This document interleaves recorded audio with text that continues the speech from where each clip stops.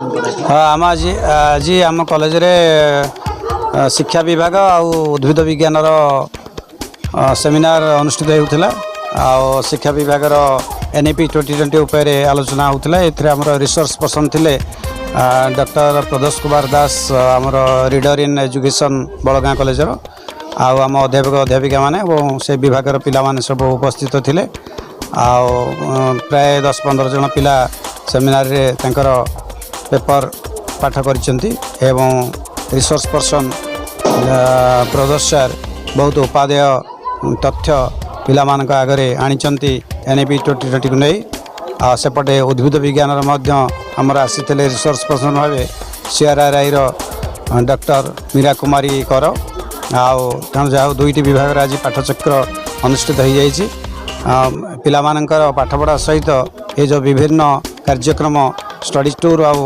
पाठचक्र निहाती आवश्यकता अच्छी तेणु आम आमर यही मासरे प्राय सबू विभाग पाठचक्र अनुष्ठित होगा जाऊँगी प्राय 4-5 विभाग सरला अवशिष्ट भितर हेब यही जनवरी मस सब अनुष्ठित हो तेणु जहाँ यहाँ आज जो कार्यक्रम बहुत भल हो पिला माने बहुत खुशी अच्छा धन्यवाद। मोर परिचय हूँ बलंगा महाविद्यालय पुरी जिलार एजुकेशन डिपार्टमेंट विभागीय मुख्य भाव में कार्यरत अच्छी मत DKN एरंच कॉलेज रु रिसोर्स पर्सन भाव में आमंत्रण करा जायतिला मु आस्थिली रिसोर्स पर्सन भाव में एवं किसी समय कहबार अवसर मिलला आ continuous professional growth for teachers and students यार टाइटल दिया ता सहित NEP 2020 उपर मध्य किसी कहबार अवसर मिलता तेणु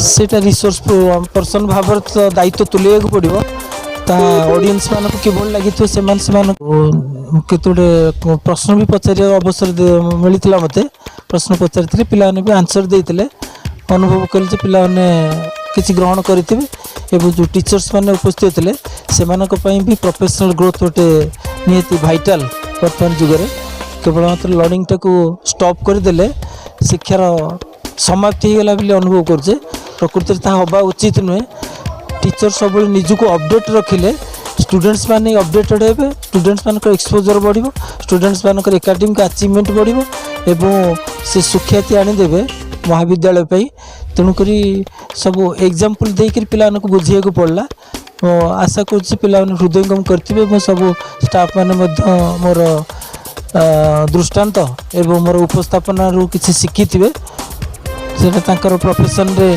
ग्रोथ करने साहाय्य कर कॉलेज अध्यापक अध्यापिका माने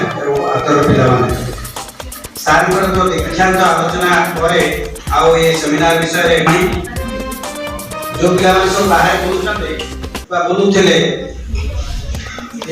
जो आलोचना है से शुणवार वंचित मुझे 2 मिनट अच्छे 5 मिनट खाए समस्त खाया पिला दिया जे कृष्ण बलराम आसी नंदरू गोपरू मथुरा गले कंस गोटे चिठी दे पठेगा नंद पाख ता ना हूँ कंसर चिठ अक्रूर हाथ अक्रूर नहीं गले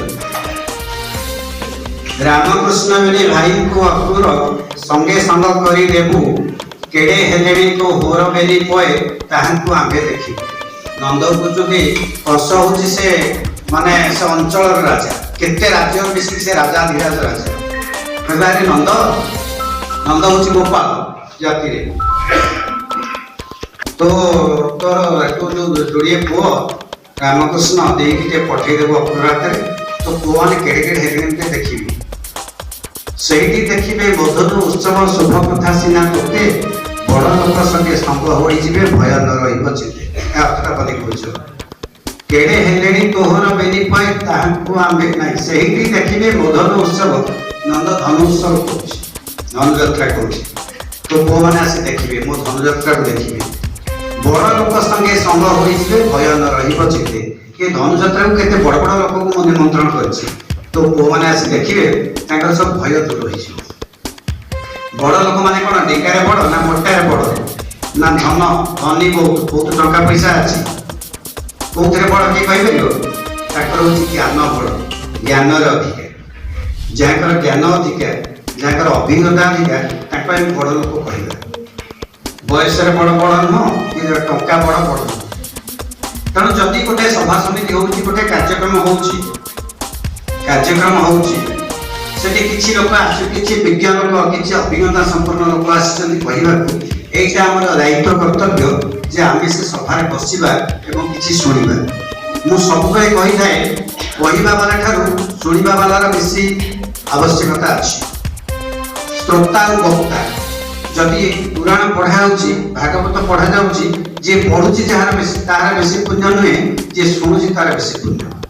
ସାର୍ ଏବେ କହୁଥିଲେ ପ୍ରଫେସର ସାର୍ କ'ଣ କୋଶ୍ଚିନ୍ ପଚାରିବାକୁ, ଚାଲ କ'ଣ ଗୋଟେ ଦିଟା କୋଶ୍ଚିନ୍ କହିଲା, ଯଦି ତମେ ଏପଟେ କରି ସେପଟେ ସବୁ ପଳେଇ ଯାଇଥିଲେ ସେପଟେ ବାହାରି ଯାଇଥିବ, ତାହେଲେ ମୁଁ ଏ ଆଲୋଚନାର କିଛି ମାନେ ନାହିଁ ହେଲା। ତେଣୁ ସବୁ ସମୟରେ ଏମିତି କିଛି ପିଲା ବାହାରକୁ ଯିବା ରହିବେ, କିନ୍ତୁ ଅଧିକ ସଂଖ୍ୟକ ପିଲା ଭିତରେ ରହିବା ଉଚିତ। ବାହାରେ ଯେଉଁ ପିଲା ସବୁ ରୁହନ୍ତି ସେ କ'ଣ କହୁଛନ୍ତି, ତାଙ୍କ ଜୀବନଟା କ'ଣ ହେବ? ମୋର ଚାକିରିଟି ସରେଇକି ବସିଲାଣି, 37 ବର୍ଷ ପାଖାପାଖି ମୋର ଚାକିରି ହେବ। ତା ଦେହରେ ମୋର କିଛି ପ୍ରିୟ ଛାତ୍ର, ମୁଁ ସମସ୍ତଙ୍କୁ ଭଲ ପାଏ। ଦୁଷ୍ଟାମି ଯେ ଦୁଷ୍ଟାମି କରେ ତାକୁ ଭଲ ପାଏ, ଯେ ଭଲ ପଢ଼େ ତାକୁ ଭଲ ପାଏ। କିଛି ପିଲା ଅଟୋ ଚଲାଉଛନ୍ତି ମୋର ଛାତ୍ର, କିଛି ପିଲା ରାଜନୀତି ହେଇଛନ୍ତି, ଆଉ କିଛି ପିଲା ପାଣି ଦୋକାନ କରିଛନ୍ତି, ଆଉ କିଛି ପିଲା ଅଫିସର ହେଇଛନ୍ତି, ବଡ଼ ବଡ଼ ଅଫିସର ହେଇଛନ୍ତି, ଡାକ୍ତର ଇଞ୍ଜିନିୟର ବି ହେଇଛନ୍ତି। ତାକୁ ଚିନ୍ତା କର, ତାହେଲେ କ'ଣ ଯେଉଁମାନେ ବଡ଼ ବଡ଼ ଅଫିସର ହେଲେ ସେ କ'ଣ ଏମିତି ବାହାରେ କରୁଥିଲେ ନା? କେବେ ନୁହଁ, ଉପାଧ୍ୟାୟ କଥା ଶୁଣୁଥିଲେ। ତମର ପାଠ ସରିବ, ବଞ୍ଚିଥିବା ଯାଏ ତମେ ପାଠ ପଢ଼ିବ, କିଛି କଥା ଶିଖିବ। ସବୁଦିନ ସମସ୍ତଙ୍କ ଠାରୁ ଆମର ଶିଖିବାର ଅଛି, ଆମଠାରୁ ସାନ ବଡ଼ ଠାରୁ ବି ଶିଖିବାର ଅଛି। ତେଣୁ ସେଥିପାଇଁ ଶୁଣିବାଟା ହେଉଛି ସବୁଠୁ କଷ୍ଟ ଲାଗେ ଶୁଣିବାକୁ, ଧୈର୍ଯ୍ୟ ଧରି ବସିବାକୁ। ଆଉ ସେଇଟାକୁ ଯିଏ ଜିତି ଯାଇଛି ସେ ନିଶ୍ଚୟ ମଣିଷ। ତେଣୁ ଏଇ ଯେଉଁ ଏଜୁକେସନ ସେମିନାର ଗୋଟେ ଗୀତ ଲେଖିଥିଲେ ଦି ଚାରି ପତ୍ର ଦୂରେଇ ଯାଉଛି।